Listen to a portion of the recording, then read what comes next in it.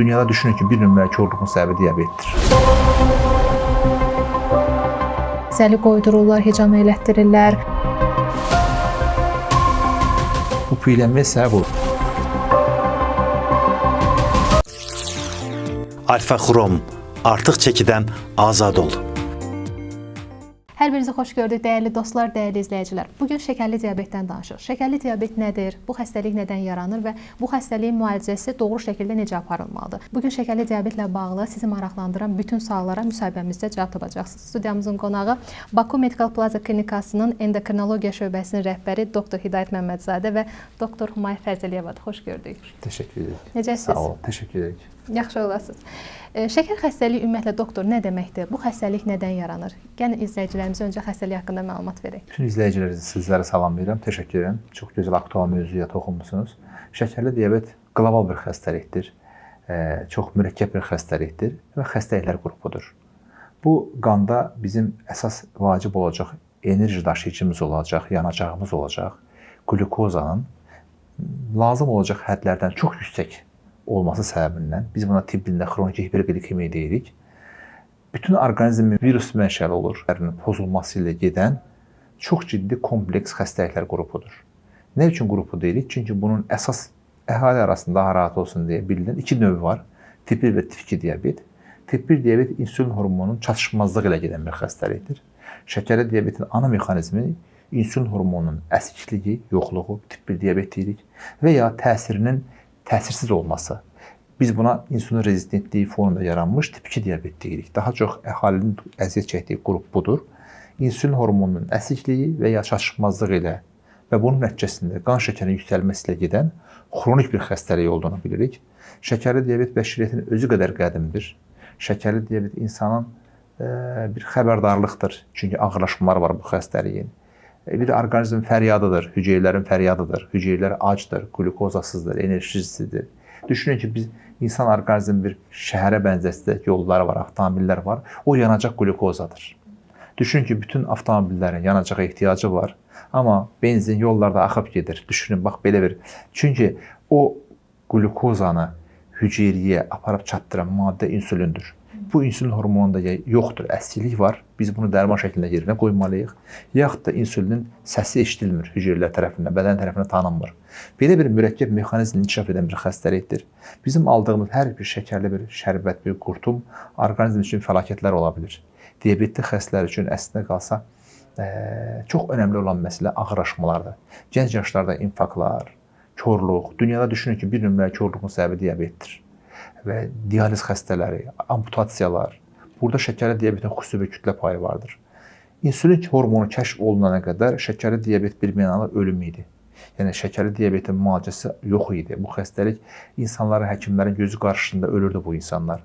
Ancaq 1922-ci ildə 14 yaşda bir oğlan düşünün, komada olan bir insana artıq həkimlər və yaxınları da bu xəstəni itirəcəyini düşündüyü halda Kanadanın Toronto Universitetinin fiziologu Banting əlində bir şüşə ilə içəri gedir. Bu insulindir.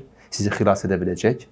Böyük ümidlə hər kəs bu dərmanın təsirini, bu eksperiment üzərində, itlər üzərində o apardığı təcrübə ilə müəyyən etdi ki, insülin qan şəkərinə sala bilir. Müəyyən bir doza vurduqdan sonra insan gözünü açır, komadan ayılır və o Leonard Thompson adlı həmin o 14 yaşlı yeniyetmə 35 yaşına qədər 35 yaşında pnevmoniyadan ölür. Dünyada ilk insülin almış insan olaraq tarixə düşür və o insan uzun illər insülin vuraraq şəkərli diabetə qalib gəlir və yaşayır. O vaxta qədər bu insülin çatışmayanlığı olduğu üçün bu xəstəlik ölüm demək idi. Artıq o vaxtdan bəri insanların şəkərli diabetə münasibəti dəyişdi, baxış dəyişdi. Sonrakı illərdə tip 2 diabet kəşf olunmağa başladı ki, artıq insülin təsirsizliyinə bağlı başqa bir xəstəlik də var. İndi artıq onun müalicəsi üçün də xeyli dərman metodları və s. var. Amma şəkərli diabetə qarşı hər zaman ayıq-sayıq olmalıyıq. Artıq hər evdə bir diabetli xəstə var. Bugünkü statistika 537 milyon diabet xəstəsinin olduğunu göstərir. Amma bu rəsmi statistikadır. Dünyada diabetli insan qədər diabet riski daşıyan insan var. Və bu insanların bir çox xəstəliyindən xəbərsizdir. Bu şikayətsiz gedən bir xəstəlik olduğu üçün ağırlaşmalar üzə çıxdıqda biz məlum olur ki, artıq siz diabet xəstəsiymişsiniz. Yəni o orqanizm fəryadıdır dedim şəkərli diabet. Bu fəryada, bu haraya vaxtında cavab vermədikdə, diqqətsiz, laqeydlik olduqda bu orqanizm həyatı bahasına başa gəlir. erkən ölümlərin, şikəstliyin səbəbi də şəkərli diabet.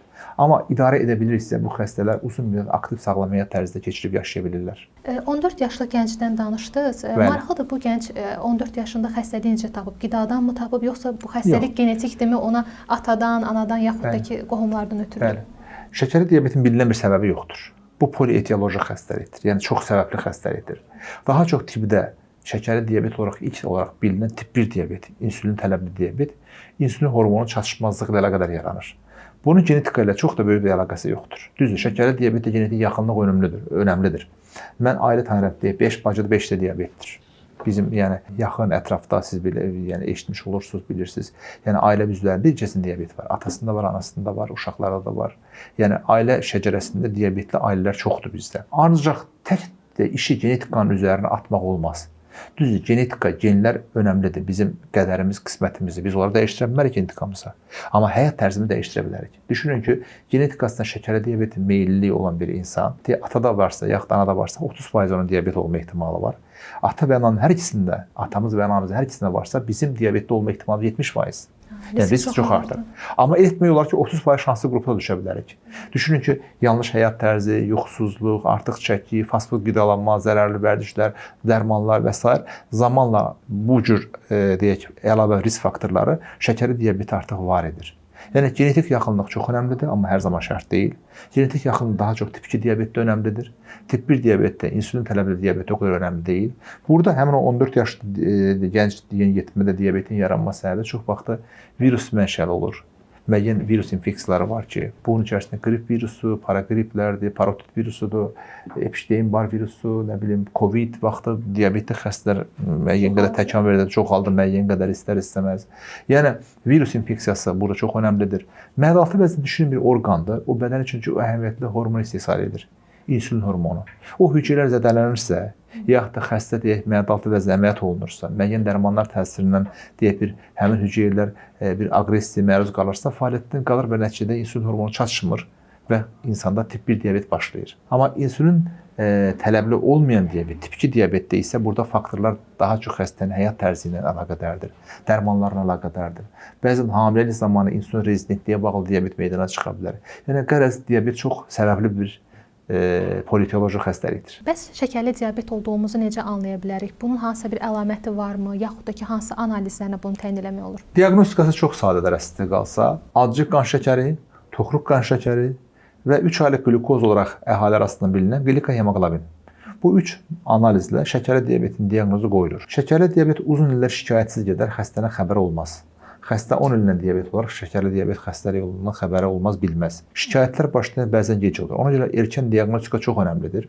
Ona görə müəyyən risk qrupunda olan insanlar var ki, sülaləsində diabet varlığı varsa, 4 kilo və üzərində uşaq həyatı dünyaya gətirmiş doğmuş qadınlar xüsusən, 40 yaşdan yuxarı yaşlanma özü də bir risk faktorudur. Yaşlı insanlar, artıq çəkisi olan insanlar, müəyyən qan təzyiqi, xolesterin mübadilə problemi olan insanlar risk qrupuna düşdüyü üçün bu insanların ildə bir dəfə bir damla qan həyat qurtarır və diaqnozu müəyyən edir.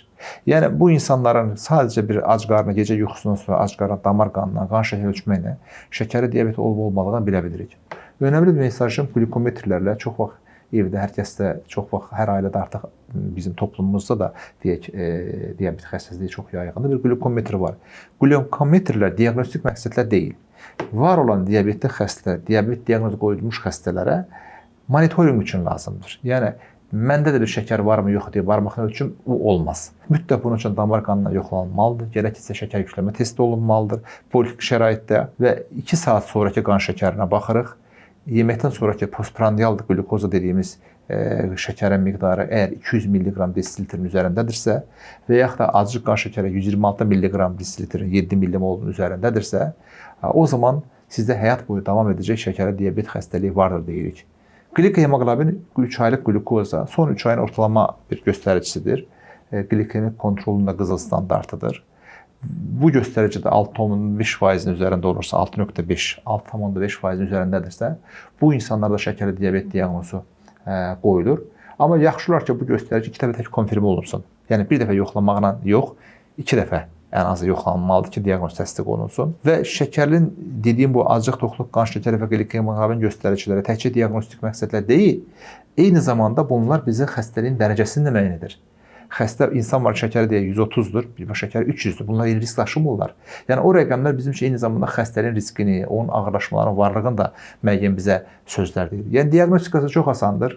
İstənilən bir insan evinə yaxın bir poliklinikada, yaxud da bir xəstəxana şəraitində bir damardan qan şəkərinə baxdıraraq diabet olub-olmadığını bilə bilir. Hətta diabet yoxsa da mütəmadi check-uplar mütləq daxildir. Artıq indi bütün dünyada qəbul olunmuş protokollar var. Bütün əməliyyata gedən xəstələr, klinikaya daxil olan bütün xəstələrdə qan şəkəri yoxlanılır. Artıq bu bütün rutinimizə daxildir. Ona görə diaqnostika asanlaşıb. Bunun bir səbəbi də, yəni diaqnostikanın asanlaşmasının özü də diabetli xəstələrin erkən aşırıya çıxılmasına səbəb olur və bu da bizim qədər statistikanın ortaya çıxmana səbəb olur. Düşünün ki, bizim ölkəmizdə 10 milyon əhalimiz var. Hər 10 nəfərin biri diabetlidir dünya genelində. Azərbaycan da dünyanın bir parçasıdır. Bizim ölkəmizdə də düşünün ki, 1 milyon diabetli xəstə var.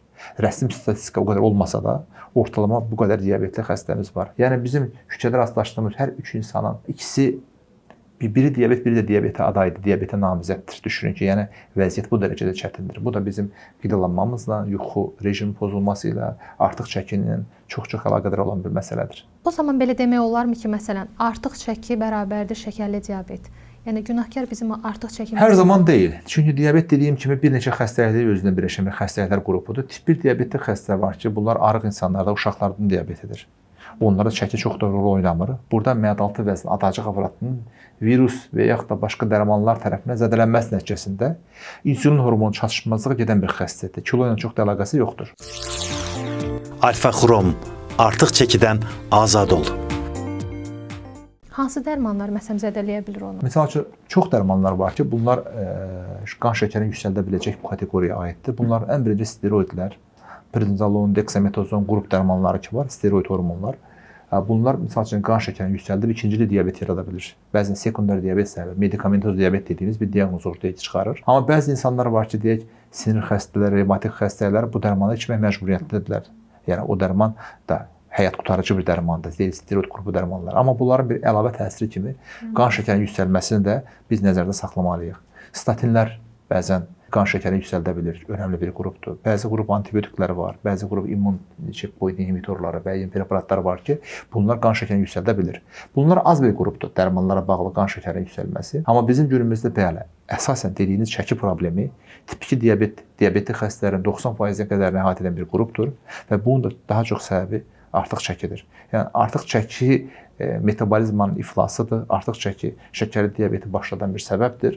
Tip 2 diabet üçün, şəkərli diabetin proqressiyonu üçün, yaranması üçün tip 2 diabetdə önəmli yer tutur artıq çəki. Çünki dünyada piylənmə artır. Niyə diabet artır? Çünki piylənmə artır.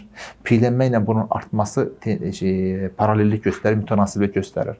Çox zaman çəki bəli günahkardır, dediyiniz sizin təbirinizcə söyləsə, amma hər zaman deyil. Çünki bunun dərmanlara bağlı, tip 1 diabet viruslara bağlı, əməliyyatlara, cərrahi əməliyyatlara bağlı, müəyyən onkoloji xəstəliklərə bağlı olan səbəbləri də unudulmamalıdır. Son vaxtlar ən çox eşitdiyimiz sözlərdən biri də insulin dirəncidir. Adətən arıqlaya bilməyən insanlara ən çox qoyulan diaqnoz da budur. İnsulin dirənci ümumiyyətlə nə deməkdir və sağlam insanlarda hətta bu gün rast gəlinir. Bu nədən yaranır və müalicəsi varmı? İnsulin dirənci insulinlə qarşı bir bədənin həssaslığını itməsidir. O həmin hüceyrənin fəryadı ki var, onu bədən eşitmir. Yəni bədənin əslində qalsa bir qorunma, müdafiə reaksiyasıdır. İnsulin rezistentliyi və yaxud da insulin dirənci, dirənci türkçə deyirik, müqavimət Azərbaycanca deyirik. Yəni insulin rezistansı, insulin rezistentliyi. Yəni düşünün ki, bir ana uşağını çağırır, uşaq cavab vermir, bir müddət daha çox bağırır, daha çox çağırır ki, ona hay versin. Bu da rezistentlik bunun kimi bir şeydir. Orqanizm özünü bloklayır. Bizim düşünün ki, bir deyək insanın 5 qram qlukoza ehtiyacı var.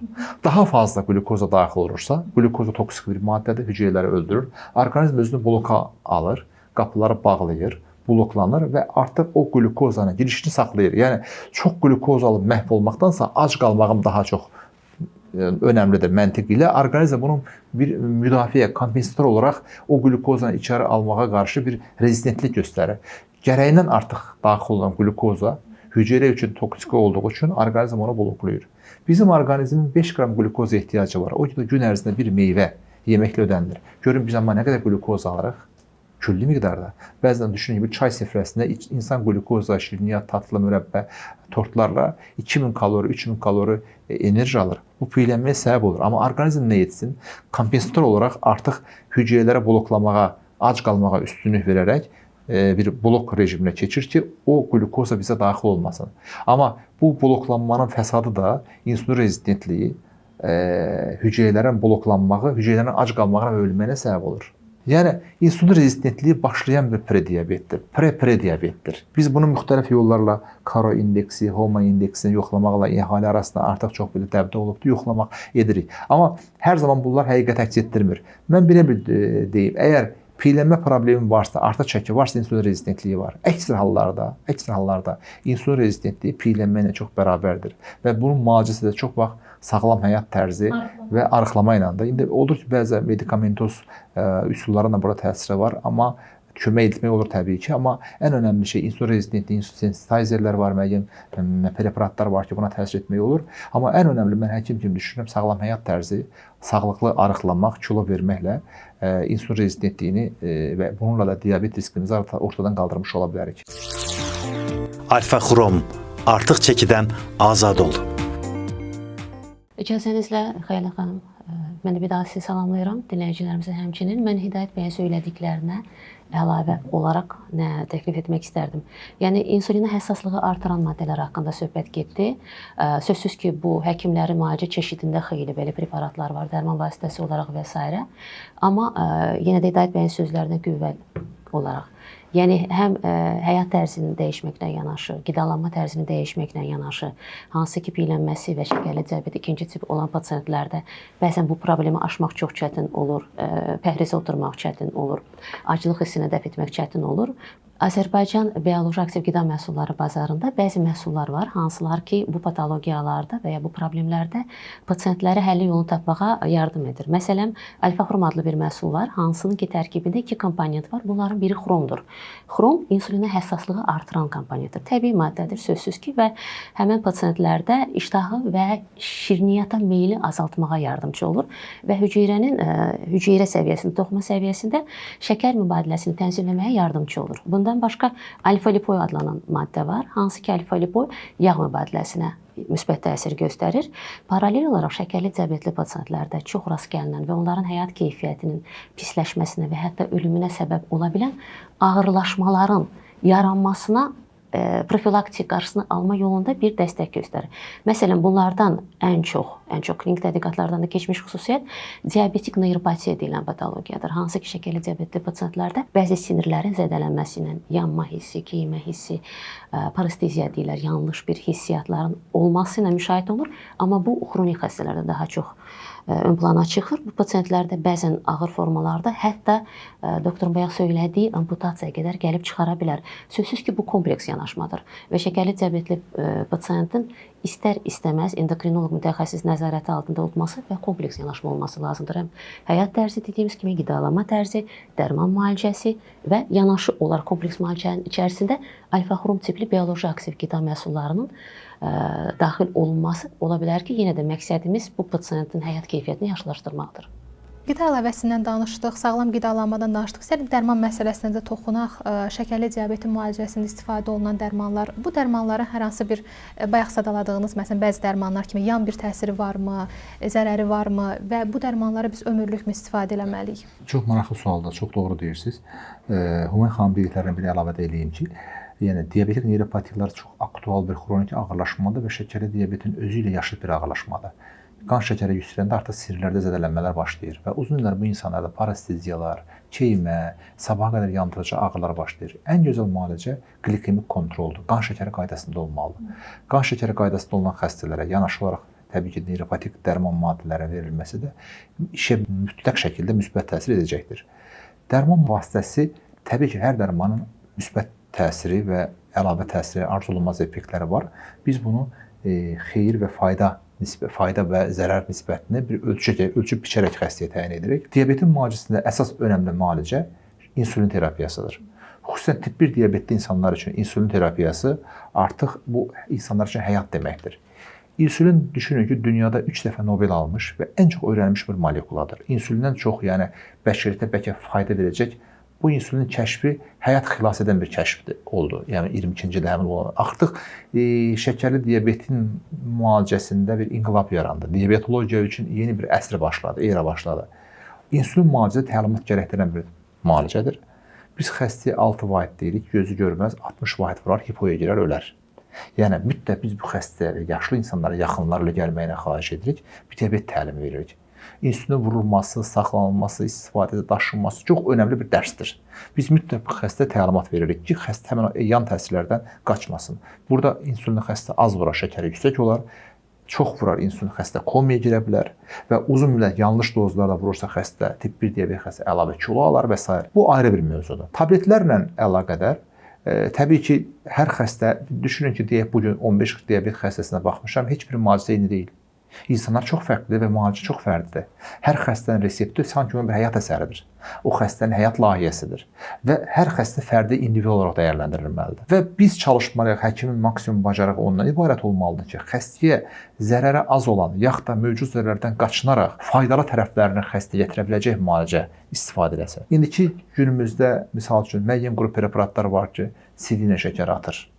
Ürəyə təsiri var, böyrəyi qoruyur, xəstənin böyrək yaxınlaşmanı qoruyur. Uyğun xəstələrə bunu veririk. Amma zəif, arıq, üzülmüş, böyrək funksiyasında problemi olan, xüsusən yaşlı insanlara ciddi prostat problemi olan, su içmək çox tələb olunur bu cür preparatlarda. İçməyən insanlarda bu dərman yanlış təyin edəriksə, baxmayaraq ki, gözəl preparatdır, amma uyğun olmayan xəstə verərək ki, zərər görərik. Yəni şəkərli diabetin müalicəsində yaxşı dərman olmur, uyğun dərman var. Fərdi yanaşılır. Çox fərdi yanaşılmalıdır. Elə insanlar var ki, onlara kilo verdirici müalicə aparılmalıdır. İndi bilirsiniz, əvvəlki illərdən fərqli olaraq 2000-ci illərin əvvəlində, 90-cı illərdə şəkərli diabetin müalicəsində bir neçə qrup dərman var idi, bir-iki qrup dərman var idi və bir-iki insülin var idi. İndi insülin texnologiyası gəlişibdir. Yəni kilo verdirici iynələr, qelipipir reseptor agonistləri deyən müəyyən qrup dərmanlar var, semaglutid, tirzepatit və s. Artıq bugünkü günümüzün hər yerdə bütün konqrelərdə danışılan bir molekuladır. Bu cür preparatlardan, daha yeni preparatlar, müalicələr xəstələrə daha deyək həftəlik deyə vurulan iynələr, yaxud da çox effektiv xroniki ağırlaşmalardan qoruyan dərmanlar kəşf olunubdur. Təbii ki, bu dərmanların əlavə təsirləri var, amma bunu uyğun xəstəyə təyin etməyimiz lazımdır. Və yanaşı əlavə təsirlərindən qorunmaq üçün də ən önəmli şey təqibdir. Şəkərli xəstəliyi, şəkərli diabet apendisit deyil, əməliyyat etdik, atdıq, qurtardır. Bu xroniki bir xəstəlik olduğu üçün mütəmadi bu xəstələrin kontrol lazım, həkimə gəlib getmək lazım. Həkiminə bağlı bir xəstəlikdir və yaşam boyu davam edən bir xəstəlikdir. Dərmanların əlavə təsirlərindən qaçınmaq üçün də biz xəstədə mütəmadi qaraca böyrək testlərini yoxlayırıq, qan şəkərini kontrol edirik, hər zaman bir sorğut edib, soruşuruq dərmanların əlavə təsirlərinə görə. Deyək, xəstə iynəni vurduq, semaglutidi vurduq, soruşuram, 2 həftə keçməmiş, mütləq xəstə gəlməsə ən azı mən və asistentlərimə əlaqə saxlayırıq. Vəziyyətiniz necədir? Əlavə təsirlər baxımından bulantı, qusmanız varmı? Kilo verməyə çalışırsınızmı? Dərman necə qəbul? Bir ay sonra mütləq xəstəyə müalicə etmək. Ən gecə mən istəməz, xüsusən ilk dəfə diaqnoz qoydum, xəstə bir ay sonra kontrola çağırıram. Görüm, əlavə təsirlərdən qorunmaq, əlavə təsirdə soruşmaq üçün çağırıram o xəstəni. Yəni görün bu xəstə bu dərmana uyum göstərirmi? Necədir vəziyyəti? Sadəcə rəqəmlər deyil. Elə xəstə dərmanı var ki, sulfonamid qrup dərmanları var diabetin müalicəsində. Sovet vaxtı, yəni keçmiş çox istifadə olunan dərmanlardır. Şəkəri çox ani qəşəng sala bilir, amma bu orqanları qorumur, böyrəyi qorumur, gözü qorumur, riskləri çoxdur. Yəni biz xəstənin şəkərlərini ani salmaqdan daha çox xronik ağırlaşması qoruyan, ağırlaşmadan uzaq tutan, əlavə təsirləri az olan, daha sağlam bir həyat tərzi keçirən xəstələrdə bu dərmanlar xariqələr yaradır. Yəni ona görə dərmanların əlavə təsiri həkim üçün hər zaman diqqət mərkəzində olmalı bir məsələdir və fərdi yanaşma. Dərmanla yanaşı mənim çox maraqlıdır, qida əlavələrinin şəkər xəstəliyi müalicəsində rolu necədir? Məsələn, dərman qəbul edirsə əgər bir nəfər, yanaşı olaraq qida əlavəsi qəbul edə bilərmi? Xeyr xanım, sual üçün təşəkkür edirəm. Bu qərarı yalnız həkim verə bilər. Əgər həkim nəzarəti altında olan pasientdirsə, həkimin tövsiyəsi ilə dərman vasitəsi ya tək, ya da kompleks müalicədə bioloji aktiv qida məhsulu ilə paralel mən düşünürəm ki, gedə bilər. Amma eyni ilə deyildiyi kimi hər pasientin vəziyyəti, durumu fərdidir. Buna yalnız və yalnız həkim qərar verməlidir. Bəs əgər şəxs şəkərli diabet deyilsə, insulin dirənci varsa, yəni şəkərli diabet olma ehtimalı çoxdursa, bu adamın məsələn qida əlavəsini alıb öz başına qəbul etməyi doğrudurmu? Bioloji aktiv qida məhsulları xarici inkişaf etmiş ölkələrdə hətta marketdən belə açıq ala bilərlər. Zaten verilən dozalarda, tövsiyə olunan dozalarda içildiyində xüsusi bir əks təsirləri, əlavə təsirləri demək olar ki, olmur. Bəli, əgər pasient öz vəziyyətini tanıyırsa, öz orqanizmin xüsusiyyətlərini bilirsə və deyəlim ki, artıq çəkin ona verə biləcək təhlükələrdən xəbərdardırsa, bunun qarşısını önləmək üçün hər hansı bir çarə, tədbir düşünürsə, o zaman çox savadlı yanaşma olar ki, həyat tərzinin dəyişilməsi, qida tərzinin dəyişilməsi, fiziki aktivliyin artırılması, yuxu rejiminin normallaşdırılması, emosional vəziyyətin müsbətə qaldırılması və dəstək üçün hər hansı bioloji aktiv qida məhsullarından istifadə ola bilər ki, iştahını azaltmağa, şəkərə, misal üçün, alfa-xrom kimi şəkərə meylini azaltmaqla qidalanma tərzinin dəyişdirilməsinə dəstək olsun. Bununla çəkisini azalda, qarın piylənməsini azalda və dolayı yolla da olsa şəkərli diabet 2-ci tipin və yaxud da gizli prediabetin qarşısını almağa dəstək göstərə bilər. Amma yenə də Vidayət bəy tövsiyə etdiyi kimi mütəmadi check-uplar önəmlidir ki, pasient özünün öncədən gələ bilən, xəbəri olmayan, əlamətləri gizlin keçən xəstəliyini vaxtında görüb tanıya bilsin. Alfa-xrom, artıq çəkidən azad ol. Amma bəzən olur ki, təyin olunmuş dərmanlar, qida əlavələrlə yanaşı insanlar bəzən Türkiyə çarələri, xalq təbabətinə üst tuturlar, otlardan istifadə edirlər, zəli qoydururlar, hicam elətdirirlər, qan aldırırlar, sistem qoşdururlar. Yəni yerli yersiz, hətta evdə sistem qoşdurub ağırlaşanlar da olur. Ümumiyyətlə bu məsələyə istərdim ki, münasibətinizi bildirəsiniz. Bu suala görə sizə ayrıca təşəkkür edirəm. Çox yaralı yerimizə toxunursunuz. Çünki xəstələr bilirsiniz, şəkərli diabet xəstəliyi insan bəzən qəbul etmir bu xəstəliyini. Xüsusən ilk dəfə diaqnoz qoyulan xəstəlik niyə məhz məndə oldu, niyə bu xəstəlik baş verdi, bir depressiya yaşayırlar. Və insan bir müddət sonra qəbul olunur və çıxış yolları axtarır. Və daha rahat yollara qaçmaq üçün də bəzən mediadan duyduqları, televizordan eşitdikləri, nə bilim, qonşu, rəfiqə məsləhəti ilə bu cür yan yerlərə keçirlər, xəstəliyini qəbul etmək istəmirlər. Və dediyiniz ozon terapiyası da 6 aydan bir sistem köçürməkdir, nə bilim, zəli qoydurmaq da, o qədər belə fitoterapiya, otlarla müalicə. Bəzən reklam çıxır qarşısına internetdə, şəkərli diabeti kökündən qurutduq, şəkərli diabet artıq tarixə qovuşdu. Bu insanları istər-istəməz milyonlarla insan qulaq asır. Həmin o reklama aldanan deyək bir 1000 nəfər, 500 nəfər o reklama aldanırsa, artıq o iş adamının necə deyim, işi artıq həyata keçmiş olur. Və nəticədə o insanlar ağırlaşıb, sonuçda yenə bunlar insana həkimə gəlir. Yenə bunlara tibb, elm müalicə edir, elm xilas edir.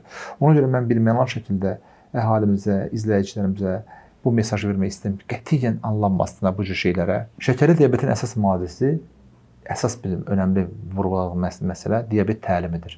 Bu xəstənin pəhrizinə, idmanına, dərmanlarına əməl etməyi, vaxtı-vaxtında kontrollara gəlməyi, şəkərlini ölçməyi, qeydləri həkimə gətirməyi, yəni kontroldan çıxmamaqdır. Biz buna tibbdə diabet təlimi deyirik. Diabet təlimi fərdi eğitimlə, qrup şəklində eğitimlərlə aparılır.